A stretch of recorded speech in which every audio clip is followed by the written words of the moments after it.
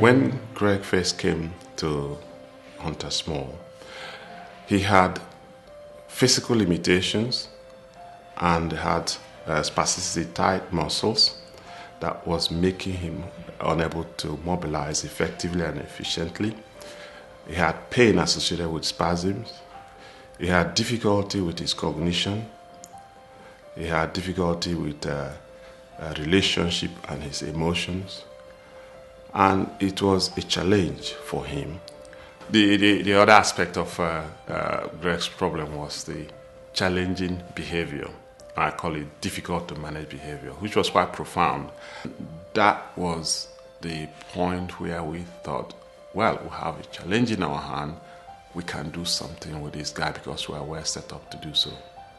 Being part of Greg Weston's rehabilitation management, fills me with a lot of excitement and joy, because it just shows that there's a lot we can do for people, and we should never give up on them.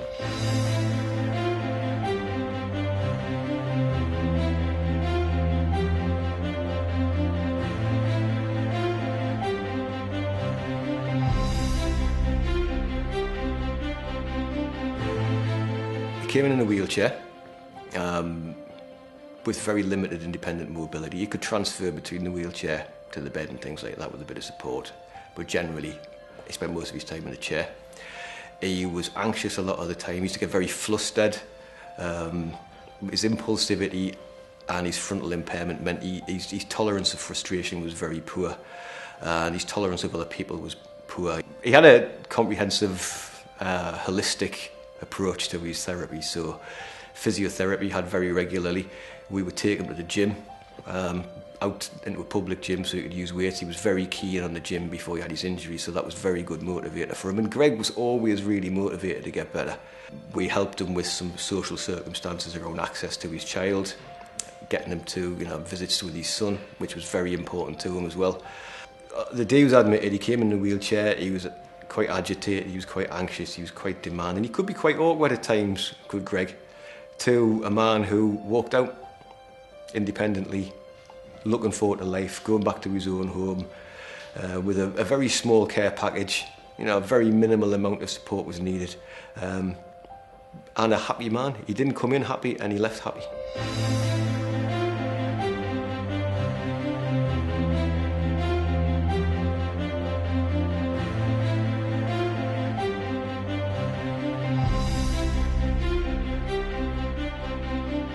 Hunter's Mall is where I learned again so many important skills, like relearn how to walk outside safely, so getting up and down curbs, crossing roads, obviously looking right and left. I always refer to it, probably incorrectly, as like a halfway house between building the bridge between hospital and moving home. So they had to make sure I could get up off the floor if I fell over at home. They had to make sure I could cook properly. I came home for one day, made myself lunch in my own kitchen, and then it would progress to, so that was for a lunchtime, then it would progress into a whole day where I'd be left on my own for a whole day. Then it would progress to one overnight, building up to 2, 3, 4 overnights. And that was invaluable, that discharge programme. So at the Leamington Rehabilitation Hospital, which is where I was the patient in, we've started up what's called a movement group. And that's incredible, patients that are in wheelchairs, that some of them are, I think it's called quadriplegic, where they can't move anything or not, do like ball games, relaxation techniques. So I take the group. That is invaluable actually.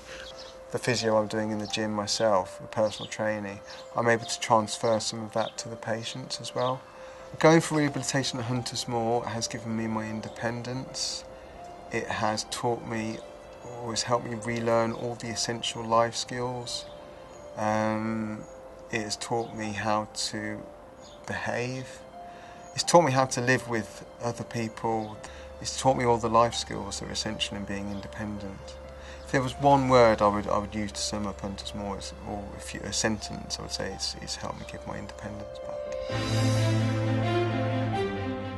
He was leader of the pack, man about town, good job, good prospects, good life, girlfriend, son, gone. Your life is ended as you knew it, as was his. I can't say more than that. Our lives ended as we knew it. From Hunters Moor onwards, everything started to look as if it was possible again. And now he drives a car, he takes himself out, he does his shopping, his washing. He's getting back